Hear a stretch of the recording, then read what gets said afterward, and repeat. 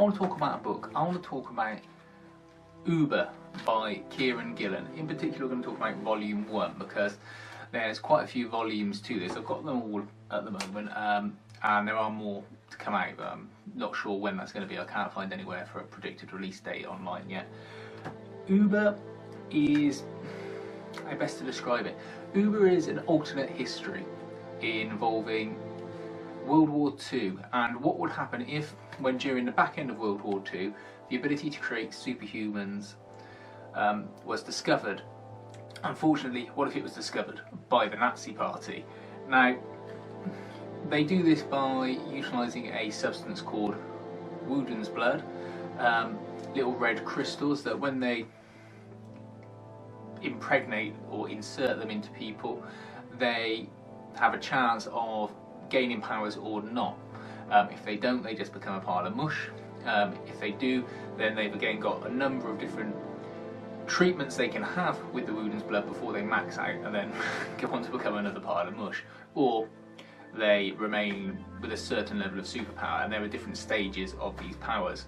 At the beginning of this, we find that there's only one level that people are really interested in, and that's what's called a battleship class, which is a sort of giant person who, as well as a level of invulnerability, superhuman strength and speed, they also have a sort of psychic ability to create what's called halos, which is, well, it's sort of an electric, psychic charge that can cut through people and manipulate and twist things. And in the later volumes, you find that it's not just a destructive force; it can also be used to create things. Unfortunately, in this, Germany's got the upper hand because they've been the first ones to discover it, and they've got 3 battleship units, and they use it to turn the tide in the last days of the war. There's reference to lots of historical events and dates, so if you're into that kind of stuff, it's all quite well researched. There's an element of British old-fashioned film spies to it.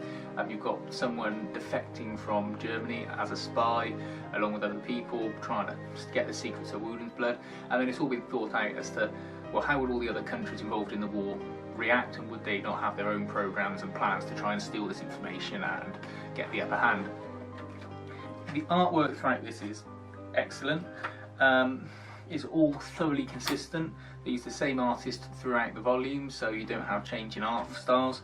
The quality of the trade is really good. Again, it's one of my little sort of pernickety points is that I hate it when you get a low quality trade. I think ultimately a lot of people, particularly in England, buy trades as opposed to floppies because of the cost of floppies in England, and they're just nicer to keep as well.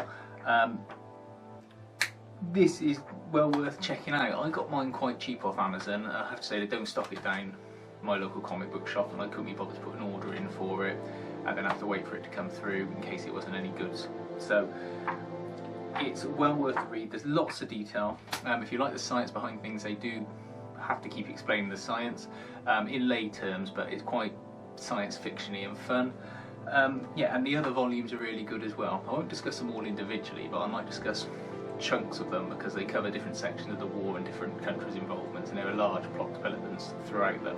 But you get characters such as Alan Turing, Winston Churchill, Goebbels, Hitler, all those sorts popping up throughout it, and they try and keep them as true to character as possible. So yeah, check out Uber by Kieron Gillen, well worth the read.